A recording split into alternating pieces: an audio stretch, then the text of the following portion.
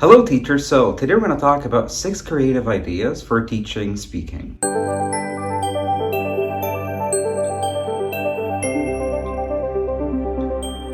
Usually when we teach speaking, we focus on fluency or accuracy. Spoken fluency is about the ability to speak without too many pauses and about the speed of your speech. So the more you're able to speak without too many pauses, too many hesitations, and also with a natural speed, the more fluent you are. On the other hand, spoken accuracy is more related to the correctness of your speech. And that can be measured by how many mistakes you make while speaking and what type of mistakes you make when you speak English.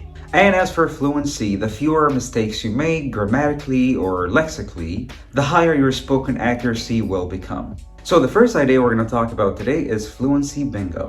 And that's when you create a bingo card with different topics. Then you put your students in pairs. You show your students a timer on the screen. So let's say, for example, 4 or 5 minutes. So students in pairs within that time frame, they should try to talk about each of the topics on the bingo card. And every time they talk about one of the topics, they can just make a tick. The team that would tick and discuss all the topics will be the winner of this activity.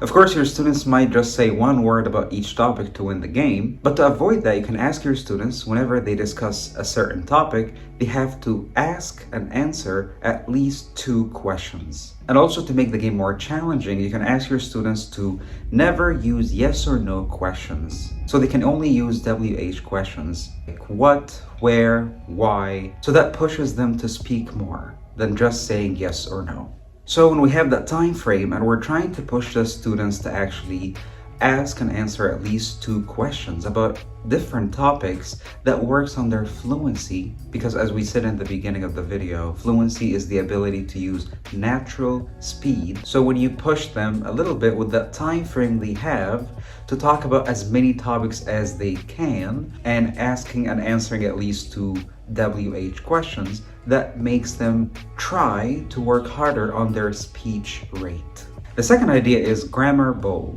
For this idea, you can create a bowl that is filled with cutouts of grammatical structures and tenses. Then you give your students a speaking activity, for example, maybe a role play. But then while your students are actually having this discussion and having the speaking activity, every 30 seconds while they're having the conversation, they need to take one of the cutouts and see what's on it. For example, if on the cutout they have the past simple, so that means while they're having the speaking activity, they must use what's on the cutout. And then after 30 seconds, they have to take another one. And maybe this one is going to be about if conditional. And of course, as the teacher, you monitor your students, you make sure they're actually able to use these grammatical structures and tenses correctly. And then you can provide feedback at the end of the activity. So this activity works more on accuracy, more specifically on grammatical accuracy. But you can also use this idea for different purposes. You can actually put some pronunciation cutouts or maybe some vocabulary cutouts. So you can adapt the activity according to your students' needs and wants. The third idea is audio.